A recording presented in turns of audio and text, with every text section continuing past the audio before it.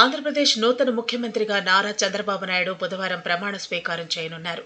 ఈ కార్యక్రమానికి అగ్ర కథానాయకుడు చిరంజీవి హాజరు కానున్నారు. రాష్ట్ర విశిష్ట అతిథిగా హాజరు కావాలని కోరుతూ చిరంజీవికి ప్రత్యేక ఆహ్వానం అందింది. మంగళవారం సాయంత్రం 5 గంటలకు బేగంపేట నుంచి ప్రత్యేక విమానంలో చిరంజీవి విజయవాడ బయలుదేరారు. ఆయనతో పాటు జూనియర్ ఎన్టీఆర్ కు కూడా ఆహ్వానం అందింది. దేవరా చిత్రం షూటింగ్ తో బిజీగా ఉన్న తారక్ కూడా ప్రమాణ స్వీకారోత్సవానికి హాజరయ్యే అవకాశం ఉంది. అలాగే రజనీకాంత్, మోహన్ బాబు, రామ్ చరణ్, అల్లు అర్జున్, నారా రోహిత్ తో పాటు మరికొందరు సినీ తారలకు ఆహ్వానం అందినట్లు సమాచారం.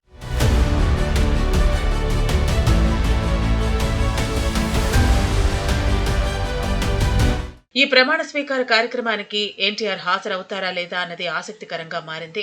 అందుకు కారణం కొంతకాలంగా జూనియర్ ఎన్టీఆర్ తెలుగుదేశం పార్టీ విషయంలో నిశ్శబ్దంగా ఉంటున్నారు. పలు సందర్భాల్లో పార్టీ ప్రస్తావన తీసుకొచ్చినా ఆ టాపిక్ గురించి మాట్లాడటం లేదు.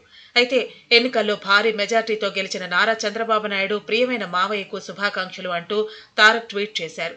దానికి చంద్రబాబు కూడా థ్యాంక్స్ అమ్మా అని రిప్లై ఇచ్చారు. ఈ నేపథ్యంలో ప్రమాణ స్వీకారానికి ఆహ్వానం అందుకున్న తారక్ హాజరవుతారా లేదా అన్నది ఆసక్తికరంగా మారింది. అలాగే మరో నటుడు అల్లు అర్జున్ కు కూడా ఆహ్వానం అందినట్లు తెలుస్తోంది.